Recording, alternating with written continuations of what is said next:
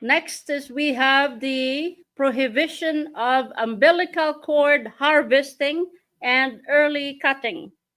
I have brought here our National Minister of Well, and I would like to give her the floor for that. The microphone is yours, Your Excellency. Thank you, Your Royal Majesty. I am so pleased that this royal decree has been brought forward. This will bring the importance of each and every Homo sapien, the right at the very beginning of birth, where they were robbed of their precious blood by the practices of the old system to clamp off the cord before this newborn had the chance to receive all of the blood and all of the antibodies and all of the precious moments of being held on the mother's chest until the placenta had disengaged. Thank you. You're welcome. Thank you, Your Royal Majesty. You're welcome. Anyone else would like to speak to that? Her Excellency Deep Coming Soul, Her Excellency Maria Magdalena, Her Excellency Gina Lee, and Her Excellency Deborah, okay, and Her Excellency Sally Wong. The Thank you, gentleman, Majesty. I'm kidding. Excuse me. Something that really impacted me when Queen Romana yesterday was explaining, like, it's not only at a biological level, but there's actual transferring of gifts that are sent through from the mother, from the ancestors to the child through that umbilical cord. That blew my mind. Like I thought, wow, I so appreciate what we're being taught and what we're learning through Queen Romana. And that it will actually fall off from itself. There's no need for intervention of anybody cutting that cord. And she had estimated like that it's maybe around 30 minutes. But that really fascinated me. And then something clicked in my brain of that umbilical cord is something living. And it's an identity that's connected to the child. Yes. So that was part of the process of them hijacking Correct. us by taking the umbilical cord. It's like, oh, the lights went on. So this whole, that goes down the rabbit hole of the whole system, stealing our identity. And the divinity of life. Oh my gosh. It's really, really profound.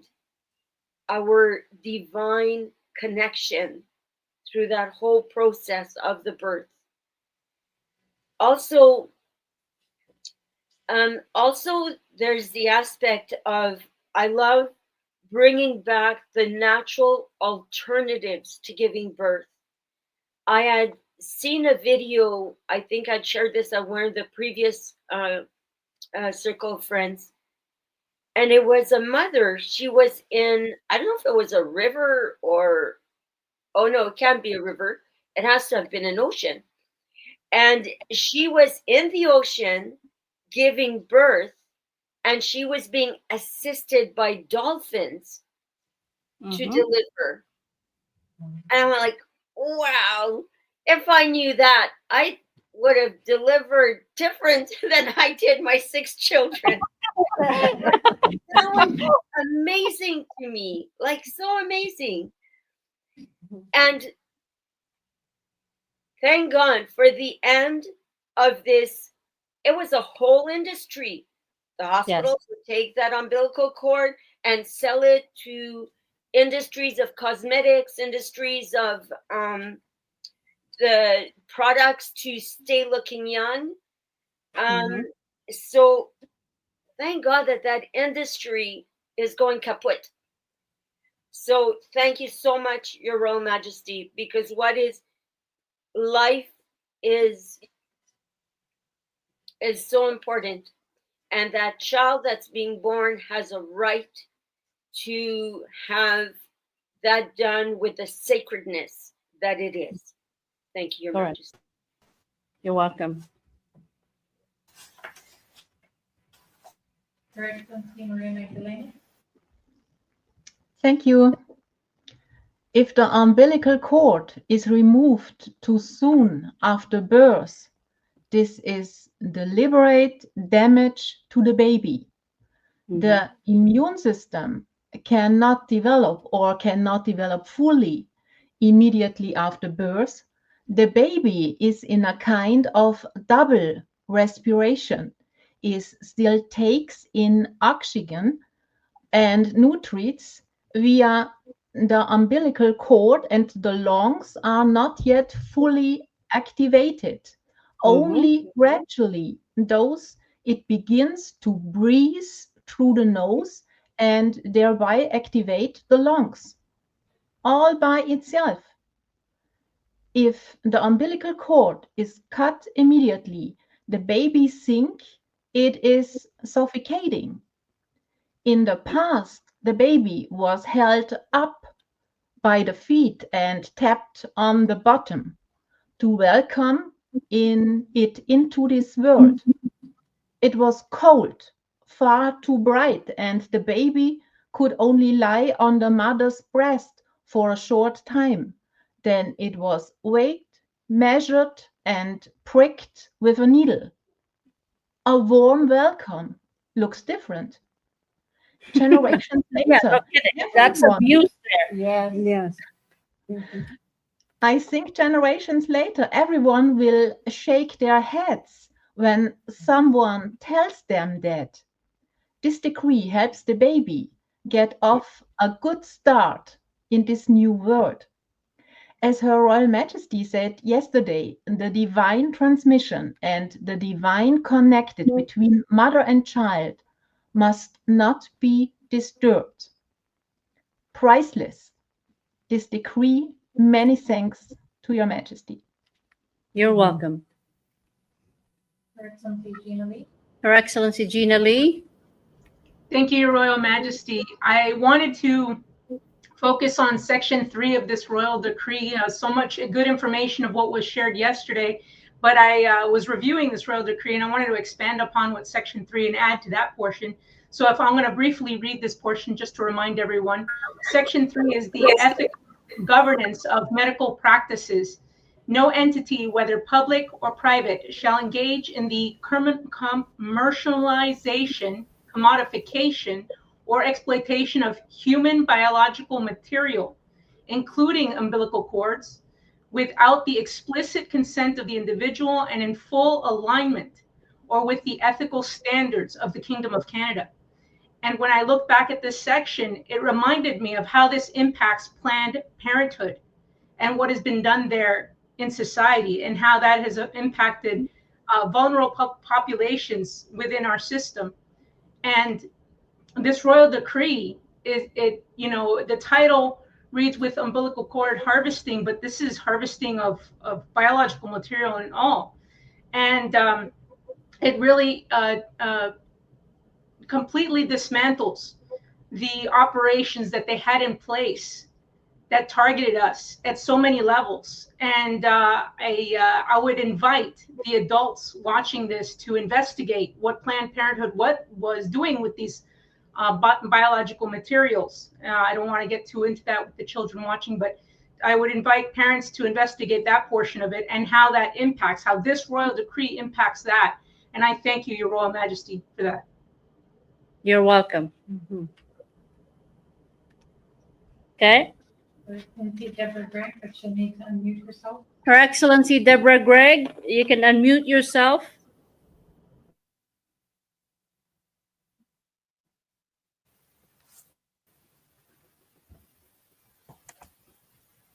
Okay, Excellency. Your Royal Majesty, can you hear me? Yes, go ahead, please.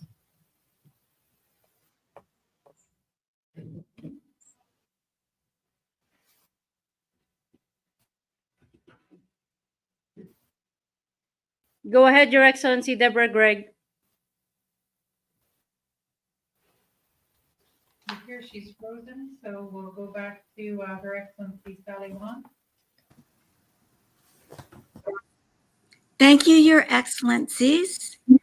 And I too want to emphasize Section 3, Ethical Governance of Medical Practices. Thank you, Your Royal Majesty, for letting us know that natural law makes it very important that medical practices from here on under natural law are going to be governed ethically.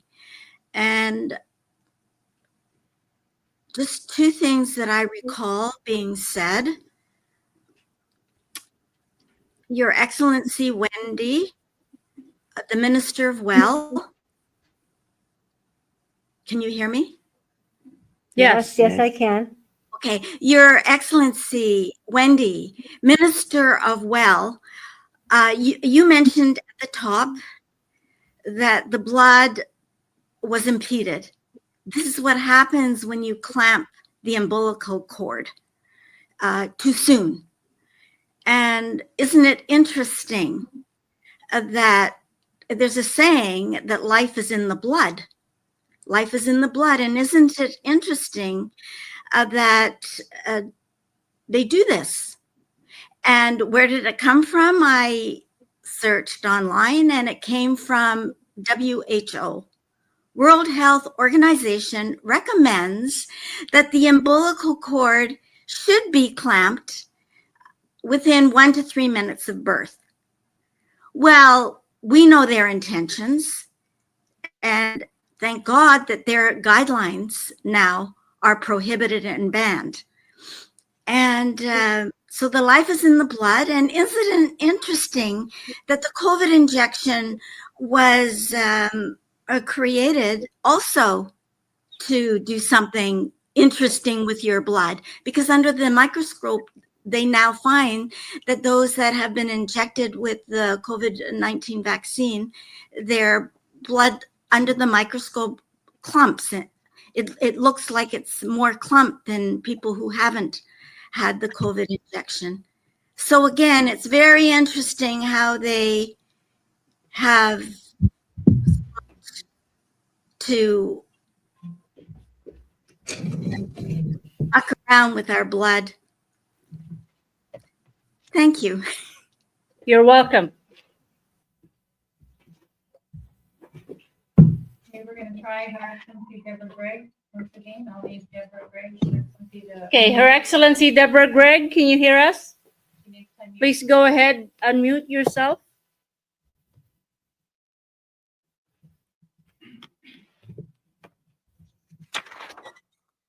Go ahead, Your Excellency Deborah Gregg.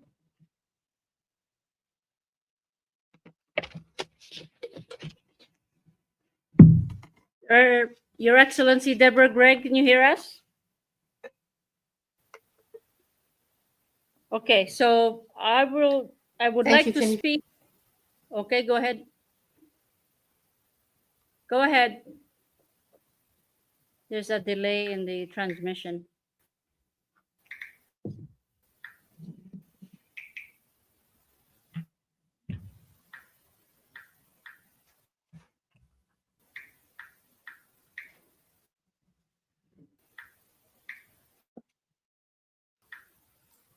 Okay, so I would like to speak back to the first royal decree that we discussed, the prohibition of the acceptance, the prohibition of, the innocence until presumption of innocence and protection from unjust detention.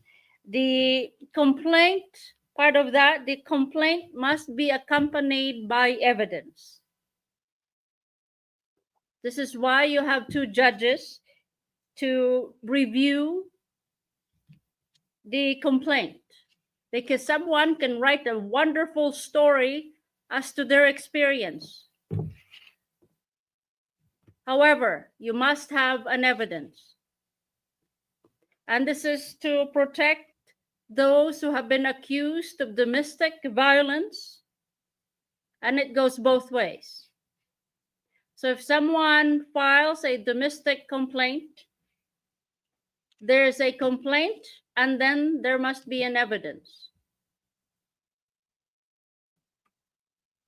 This is also for those who have been accused of assaulting someone. For instance, what had happened to His Excellency Rick when he was falsely accused of assaulting someone. We had a video of the interaction, and there was no assault, and the complainant conveniently disappeared when we provided the video of the interaction. So this is very, very important. And this is why this royal decree was issued, is to preserve the judicial system under natural law and really to live by the innocent until proven guilty. Many people have creatively abused and used the judicial system to accuse their counterparts, or in this case, their partners, their husbands, especially those, not all, but especially those special forces who were deployed overseas and came back with post-traumatic, Stress disorder. Stress disorder, the PTSD. And those have been weaponized by the not so honest wives or husbands or partners. I'm quite aware of that also. So this one here, the evidence must be presented with that complaint. This is also, I teach the team at the command center to have your videos, your cell phone videos ready for any interaction, because they are evidence, photos and videos, but especially videos.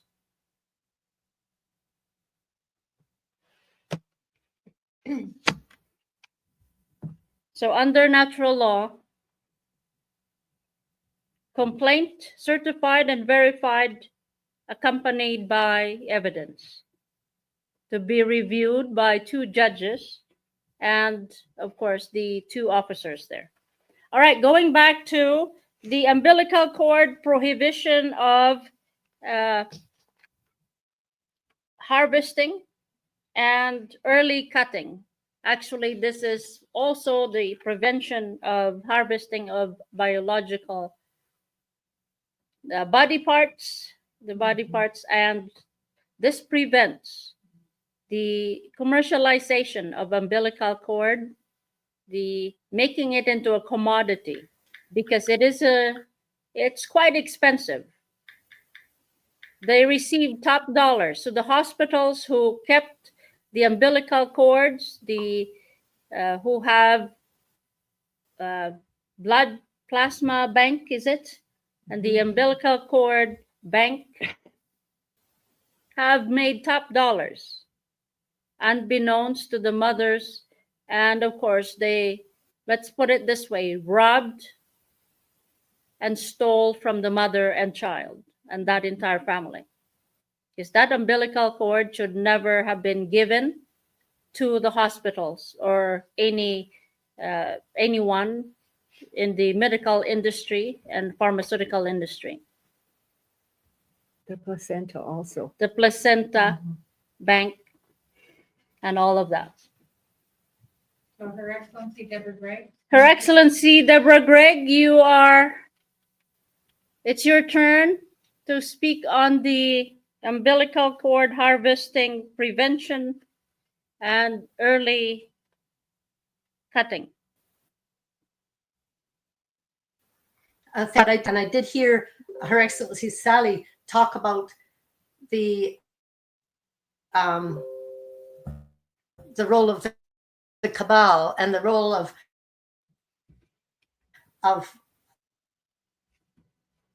the overchild and the mother through the umbilical cord is the spiritual connection. The DNA transfer is being completed.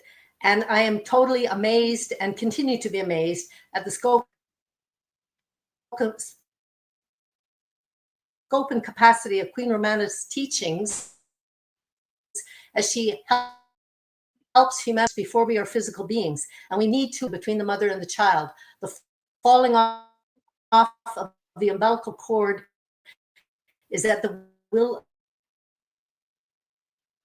of the child. And that is the blessing that Queen Romana is giving to all children.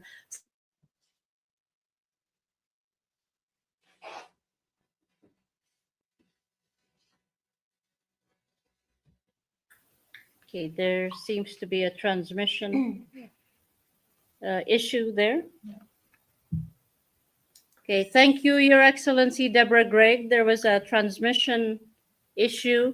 So perhaps later on you can write your comment on the main channel pertaining to this royal decree so that we the people, the IAMs, may receive the benefits of your wisdom. So thank you. Anyone else would like to speak to that? Who else, Your Excellency Darlene? Okay, Her Excellency Deborah Gregg, pardon me, Judy Garbett. Her Excellency Magdalena has spoken. Michael, His Excellency Michael, did you have your, okay, go ahead. Thank you, Your Majesty. Thank you, everyone. And thank you to our Minister, Wendy Ann Charlton, Minister of Well. The cutting of the umbilical cord early is a crime. Yes. I'm going to say that. It is a crime. And it is invasive on the mother and child. And they don't realize it because we've all been taught differently, but they monetize and profit from every moment from birth to death, to manifestation, to passing over. And, you know, that has to come to an end. It's such a manipulation against we the people and our precious VIPs. Thank you, Your Majesty, for this royal decree. You're welcome. Okay, Your Excellency Judy Garbett. Yeah, it comes to mind the families and when the mothers find this out, just the violation and the harm that it has done and the loss to the family, to the ancestors, for the lack of what was supposed to have been. I'm thinking there's going to be a lot of heart sick moms and families, and that'll be something that I think all mothers will have thoughts on. Sad. Thank you. And I would like to speak to that also. When they cut the cord too early, not only are they depriving the child the sacred bond between a mother and a child, but the complete transmission of all the gifts, the natural gifts, talents, and skills passed on from generation to generation via that DNA. But also they are destroying the immunity. The immune system of that child is weakened because the complete transmission has been interrupted. Also, when the child begins to think that it is suffocating, it affects the brain, does it not?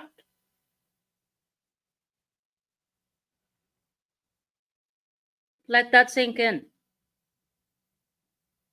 So not only the immune system, but the brain is also affected. Your Excellency, Wendy. Yes, thank you, Your Royal Majesty, and thank you to the panelists that have added to this royal decree. I feel very passionate about this because the newborn could be lacking as much as 1/3 of his or her blood supply.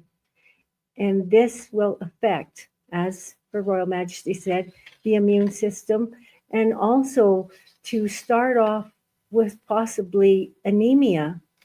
So we need our VIPs, our very, very important baby boys and baby girls, to have a perfect start, because I feel so passionate about this because they are our future.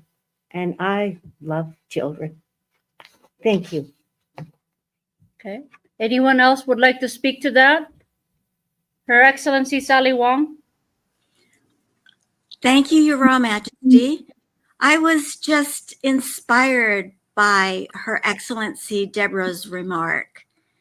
And I just want to read the last part that you wrote in this royal decree, please, before you signed your royal hand to this royal decree. And in the name, can you hear me? Yes, sir. Go ahead. Okay. If I may read, please. And in the name of each baby boy and baby girl, lady and man, this decree is immediately enacted and shall stand as a beacon of natural law for generations to come. And also what inspired me was Her Excellency Deborah's remark, which makes me think that Your Royal Majesty has taken the energy to actually save Homo sapiens from being GMO'd in some way, to weaken our physicality. And as Her Excellency Wendy just said, when the blood is impeded, then we don't get enough oxygen to the brain. And that's where the damage can come in. And if that happens at birth, when we come into Earth, I mean, that is really weakening the Homo sapiens, which this royal decree is going to reverse what was meant for our demise. Thank you, Your Royal Majesty. You're welcome. Okay, anyone else would like to speak to that? A message to the fathers. Please know your rights, and as much as possible, be with the mother of your child during birth. And stand up for the rights of your child and your partner, be it a wife, a common law wife, a girlfriend, the mother of your child. This is very, very important. The survival, the ability of your child to cope in life, the ability of your child to be able to think critically is at play here. The ability of your child to cope with different diseases that has been manufactured when the immune system is tampered with, that plays an important role. And especially, as I said, when the brain is intentionally prevented from receiving the oxygen, then the child most likely will develop, number one, from the immune system deficiency and brain damage, weakened brain functioning.